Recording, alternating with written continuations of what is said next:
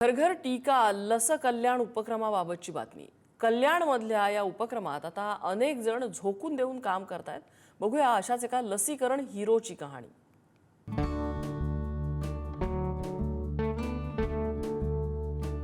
ZMQ संस्थेनं कल्याणमध्ये सुरू केलेल्या लस कल्याणाची उपक्रमात सहभागी झालेले हे आहेत सद्दाम मनसुरी।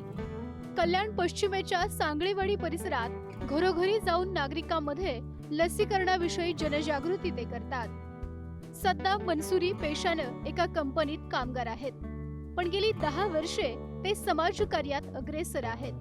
त्यांचा दांडगा जनसंपर्क आणि लोकांमध्ये त्यांच्याविषयी असलेला विश्वास याचा फायदाही लसीकरण मोहिमेत होतोय। ZMQ डेव्हलपमेंटच्या प्रभावी मार्गदर्शनामुळे आणि त्याला सद्दाम मनसुरी यांच्यासारख्या समाजसेवकांमुळे कल्याणमध्ये घर घर टीका लस कल्याणाची उपक्रमाला चांगलीच गती मिळाली आहे। गरीब आणि कामगार वर्गाला लसीकरणाच्या प्रवाहात आणण्यात सद्दाम मनसुरींसारख्या या मोहिमेतील हिरोंचं मोठं योगदान आहे। लसीकरण आपको पता है जो बच्चों में दिया जाता है टीके के बारे में? आपने लगवाए सारे बच्चों को टीके?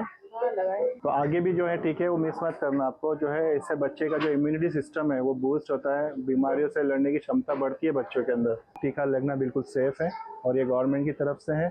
और इसमें जो मिथ फैलता है कि बच्चे बीमार होते हैं, तो ऐसा कुछ नहीं होता है। जो लसीकरण है वो एक प्रोग्राम चल रहा है यहाँ पे, हम जो आपको अवेयरनेस दे रहे हैं इस बारे में कि जो है कोई बच्चा रह ना जाए, हर एक को जो है टीका लगना बहुत जरूरी है, जिससे बच्चे स्वस्थ रहते हैं।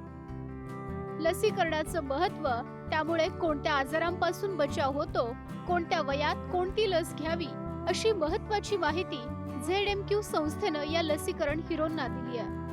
सद्दाम मनसुरी ती माहिती घरोघरी जाऊन देतात, त्यातून लसीकरण मोहिमेला गती मिळते।